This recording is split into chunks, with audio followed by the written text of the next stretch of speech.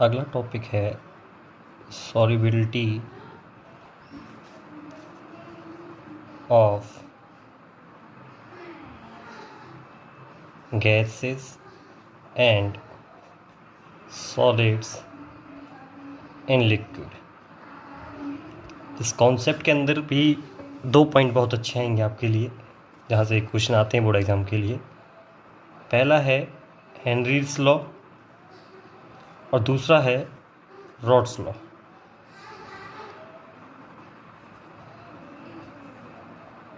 ये 2 क्वेश्चंस काफ़ी इंपॉर्टेंट आते हैं, इनकी डेफिनेशंस आती हैं। दोनों में थोड़ा थोड़ा फ़र्क है कि क्या लॉ है। दोनों ही बात करते हैं सॉल्युबिलिटी की। तो सबसे पहले केस आता है solubility. What is solubility? Solubility होती है किसी का मिश्रण, घुल जाना।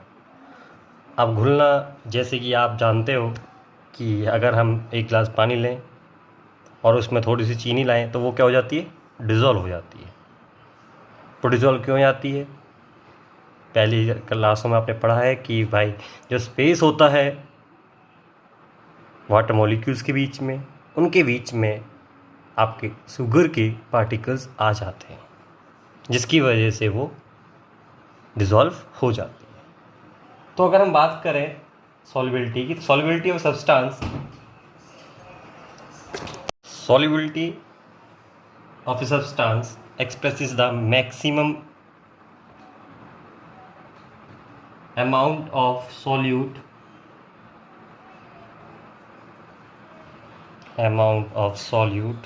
which can be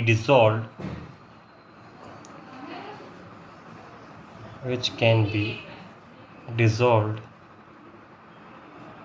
in a solution. It's not solution, it is solvent. Solubility depends on the factors such as nature of solvent,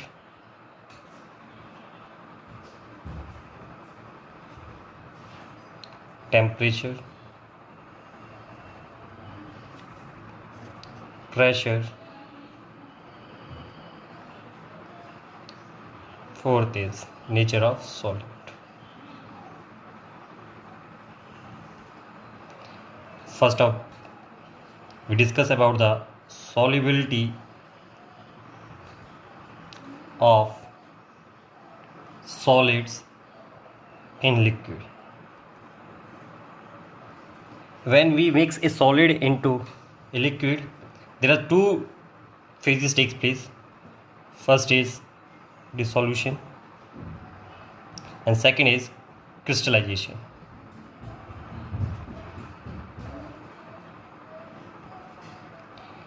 These 2 processes are in equilibrium at a point when solute plus solvent, as you know, is gives solution is solution. Here it comes crystallization.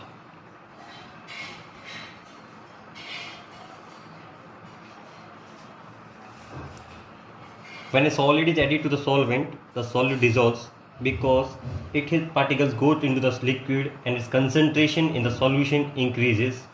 This process is known as dissolution. क्या कहते हैं कि जब solute particles के अंदर जाता है, solvent के particles के अंदर, तो वो उसमें dissolve होने जाता है, उसे क्या कहते हैं? dissolution. And some solid particles in solution collide with the solid particles and gets precipitated out. This process is called crystallization.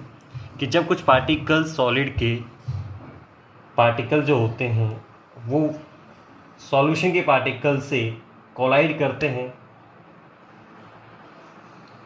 या आप कहें कि solid के particles जब solid से collide करते हैं आपस में, तो वहाँ पर वो एक प्रेसिपिटेट की फॉर्म में आ जाते हैं, जिसे हम क्या कहते हैं? क्रिस्टलाइजेशन कहते हैं उस प्रोसेस को। उसके बाद इसमें ही अगर हम करें तो आपने पढ़ा होगा सैचुरेटेड सॉल्यूशन। सैचुरेटेड सॉल्यूशन क्या होता है? तो एक solution in which no more solute can be dissolved at a specific or particular temperature or pressure.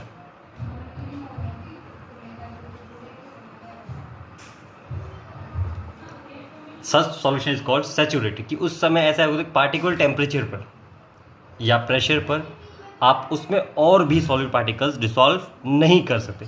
बात ध्यान दें, हम बात कर रहे हैं सॉलिड्स की। किसकी बात कर रहे हैं? सॉलिड इन लिक्विड केस की। तो यहाँ पर ये इसके अंदर नहीं जा सकते। तो अगर हम डेफिनेशन का बात करें, saturated solution in which no more solute can be dissolved at a particular temperature and pressure. जैसे बताया था कि सैचुरेटेड क्या था, कि जितना एक टाइम ऐसा आएगा या कि हम वहाँ पर और पार्टिकल्स को नहीं डाल सकते। जैसे आप मान लीजिए सॉल्वेंट लिया हुआ है आपने, पानी लिया हुआ है, उसमें आप चीनी डालते जा रहे हैं। एक समय ऐसा आएगा कि आप उसमें और भी चीनी नहीं घोल सकते। जब उसमें आप चीनी नहीं घोल सकते तो ऐसे सॉल्यूशन को हम कहते हैं सैचुरेटेड सॉल्यूशन। क्या कहते हैं? Saturated solution. So solubility of a substance eight A given temperature is defined as the amount of solid that dissolves in 100 gram of the solvent at a given temperature to form a saturated solution. Solubility क्या होगी कि आप मान लीजिए 100 ग्राम solvent में कितनी चीज़ आप घोल सकते हैं ताकि उसका क्या बन जाए, एक सैचुरेटेड सॉल्यूशन बन जाए। तो उस समय जो होता है उसे क्या कहते हैं हम? सॉल्युबिलिटी। क्या कहते हैं? सॉल्युबिलिटी। और सॉल्युबिलिटी क्या है? एक मोलर कंसनट्रेशन। और ये हमें सिर्फ क्या बताती है? कंसनट्रेशन के बारे में बताती है। इसलिए इसकी क्या है? मोलीटर इनवर्स। मोलर का क्या आप जानते हैं? मोलरिटी की यूनिट क्या होती है? मोलर क्या होती है? मोलरिटी की यूनिट, तो मोलरिटी की यूनिट होती है मोल लीटर इनवर्स। अब हम इसके फैक्टर्स की बात करते हैं, और फैक्टर्स में सबसे पहले लेते हैं, सबसे पहले दोनों ही फैक्टर्स आ जाएंगे आप में, जिसमें आपका नेचर, दो फैक्टर्स आएंगे इसके अंदर। फैक्टर्स की बात करें तो पहला नेचर और इसका नेचर ऑफ सॉल्वेंट। तो इसके पीछे कॉन्सेप्ट है, और वो ये है कि लाइक एक स्टेटमेंट है, लाइक डिसॉल्व्स लाइक। ये कॉन्सेप्ट बहुत इंपॉर्टेंट है। ये क्या कहता है कि जो जैसा है उसी में घुलना पसंद करता है। क्या करना पसंद करता है? घुलना। जैसे चीनी के पार्टिकल्स पानी में घुल जाते हैं, और आपका क्यों घुल जाते हैं वो? कि उनके बीच की जो बॉन्डिंग होती है वो क्या होती है? वो क्या होते हैं आपस में? वो एक जैसे सॉल्वेंट होते। आपका दूसरा एग्जाम्पल दें तो आप जानते हो कि वाटर जो है क्या है? एक पोलर सब्सटेंस है। क्या है? पोलर क्या होता है? जो दो पॉजिटिव चार्जेस में टूट जाए, पॉजिटिव और डेल्टा नेगेटिव चार्जेस में टूट जाता है, ऐसे सब्सटेंस को कहते हैं पोलर। तो पोलर में घुल जाता है, और नॉन पोलर में। तो बात करें तो पोलर सब्सटेंसेस की, पोलर सॉल्वेंट्स की, तो हमारे पास वाटर आता है, इसके अंदर पोलर चीज़ घुल जाती हैं। और नॉन पोलर की बात करें तो हमारे पास कौन से कंपाउंड्स आ जाएंगे? अगर हम नॉन पोलर की बात करें तो हमारे पास बेंजीन है, ईथर है, एसीटोन है, और कार्बन टेट्राक्लोराइड है। तो ये क्या है? ये हैं नॉन पोलर सॉल्वेंट। तो जो आपके ऑर्गेनिक कंपाउंड्स होते हैं या कोवलेंट बॉन्ड वाले जितने भी कंपाउंड्स होते हैं वो क्या होते हैं? They are soluble in this type of solvents.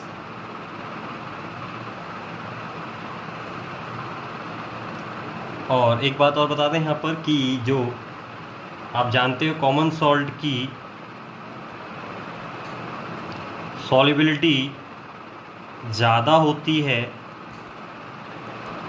The solubility of common salt is more than that of sugar. Y?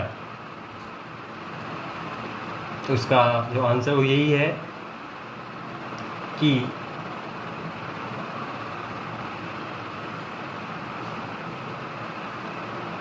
जो आपका सॉल्वेंट है, कॉमन सॉल्ट, वो क्या है, पोलर सब्सटेंस होता है। अब कॉमन सॉल्ट आप जानते हो किससे बनता है, NaCl से। NaCl पॉजिटिव और NaCl नेगेटिव। कौन से negative, delta positive and delta negative charges इन पर बन जाते हैं। ठीक है, तो ये फैक्टर समझ में आया। लाइक डिजॉल्व्स लाइक, जैसा सॉल्यूट होगा वैसा ही क्या होना चाहिए, सॉल्वेंट होगा। अगर दोनों एक जैसे हैं तो आपस में घुल जाएंगे, नहीं तो नहीं घुलेंगे। तो जैसे आपका नेप्थलीन, कौन सा, नेप्थलीन और एंथ्रासाइन, ये दोनों बेंजीन में घुल जाते हैं, बट शुगर और कॉमन सॉल्ट नहीं घुलती, डज नॉट डिसॉल्व। ये तो छोटे से फैक्ट आपको याद रखने की बड़ी बात वो क्या है, लाइक डिसॉल्व्स लाइक पर ध्यान देना है बस। सेकेंड इफेक्ट आता है effect of temperature. Effect of temperature ये काफ़ी इंपॉर्टेंट है। इफेक्ट ऑफ टेम्परेचर, तो solubility of solid in solvent. Solubility जो है, solubility of a solid in liquid increases और decreases on increasing the temperature. Depend करता है कि भाई इंक्रीज होगी या डिक्रीज होगी। जैसे पहला केस लेते हैं, सॉल्युबिलिटी इंक्रीज करती है, क्या करती है, सॉल्युबिलिटी इंक्रीजेस। सॉल्युबिलिटी इंक्रीज होगी तो सिर्फ होगी कब, जब आपका कोई भी सब्सटेंस क्या होगा, एंडोथर्मिक होगा। एंडोथर्मिक, जानते हैं एंडोथर्मिक क्या होता है, एंडोथर्मिक वही होता है जहाँ पर हीट को क्या किया जाता है, एब्जॉर्ब किया जाता है। मान लीजिए आपने टेम्परेचर बढ़ा दिया, आपने क्या कर दिया, टेम्परेचर को बढ़ा दिया, और टेम्परेचर बढ़ते बढ़ते वो हीट को क्या करने लगा, आपका सॉल्वेंट क्या करने लगा, एब्जॉर्ब करना स्टार्ट कर देता है।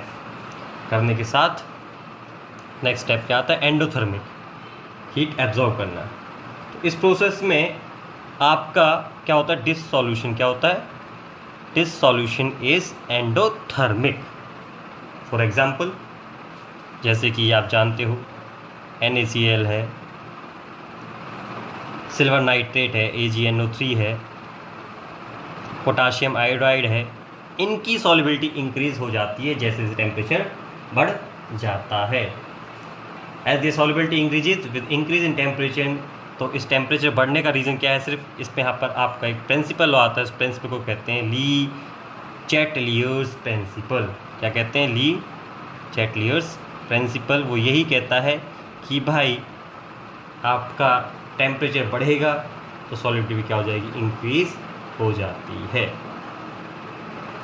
दूसरा प्रोसेस आता है सॉल्युबिलिटी डिक्रीजेस। क्या आता है, तो आप समझ रहे होंगे, solubility of solubility decreases on increasing temperature. कब, जब आपका सॉल्यूशन क्या होगा, एक्सोथर्मिक होगा।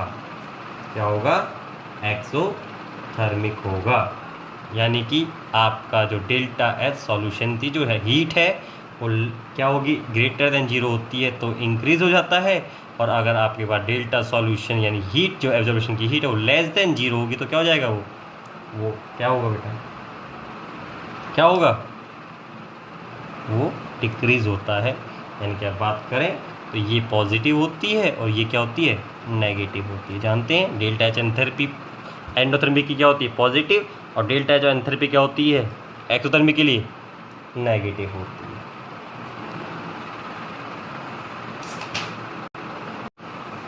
एक केस ऐसा भी आता है जहाँ पर ये इरेगुलर शो करता है, कभी इंक्रीज होता है कभी डिक्रीज होता है। तो इसमें एक एग्जांपल हमारे पास है सोडियम सल्फेट डेकाहाइड्रेट का, जहाँ पर इंक्रीज भी होता है, कभी इंक्रीज और फिर डिक्रीज होता है, और इंक्रीज इन टेम्परेचर। तो इसमें एग्जांपल है वो है sodium sulphate decahydrate. Sodium sulphate hydrate, that means water molecules यहाँ प्रेजेंट है। तो मान लीजिए अगर आप बात करें तो इस केस की, तो अबव 32.8 डिग्री सेल्सियस ये क्या हो जाता है, हाइड्रेटेड हो जाता है। It loses water of crystallization, और क्या बचता है सिर्फ हमारे पास, एनहाइड्रस। और ब्लो इसके नीचे क्या होता है, ये आप इसको अगर ब्लो कर दें टेम्परेचर तो क्या बन जाएगा, ये हाइड्रेट फॉर्म में आ जाता है। तो इन जनरल अगर बात करें, कोई सॉल्यूट डिजॉल्व होता है with absorption of heat then the solubility increases, और अगर कोई सॉल्यूशन क्या करता है बेटा, dissolve with evolution of heat और एक्सोथर्मिक है, तो क्या हो जाता है, सॉल्युबिलिटी क्या हो जाती है, डिक्रीज हो जाती है। थर्ड केस आता था, हमने बात की थी इफेक्ट ऑफ प्रेशर पर, और प्रेशर का कोई इस पर इतना चेंज नहीं होता या इतना इफेक्ट नहीं होता, बहुत छोटा होता है, वेरी स्मॉल इफेक्ट होता है, या हम कह सकते हैं क्या होता है, इनसफिशिएंट। क्या होता है, इनसिग्निफिकेंट। क्या होता है, इनसिग्निफिकेंट, सफिशिएंट नहीं होता कि हम उसे मेजर कर सकें, क्योंकि आप जानते हैं सॉलिड और लिक्विड आर हाईली कंप्रेसिबल और वेरी लेस कंप्रेसिबल। वो कंप्रेसिबल नहीं, इनकम्प्रेसिबल होते हैं, हाईली इनकम्प्रेसिबल होते हैं। ये ध्यान देना, कन्फ्यूज़ ना होना कि मैंने आपको सिर्फ पूछा था कि वो कंप्रेसिबल हैं या इनकम्प्रेसिबल। तो हम जानते हैं solids and liquids are highly incompressible, वो उन पर दबाव नहीं आता, किसका, प्रेशर का। रीज़न आप जानते हैं क्यों होते हैं। नेक्स्ट टॉपिक हमारे पास जो आता है, solubility of gases in liquids.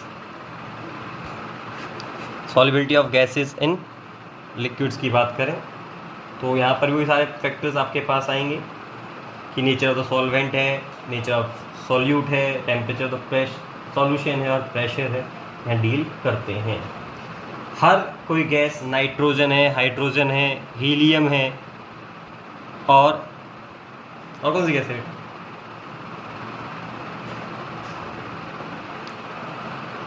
ये 4-5 जो आपके पास गैसेज हैं, ये डिसॉल्व होती हैं वाटर में small extent, dissolve in water to small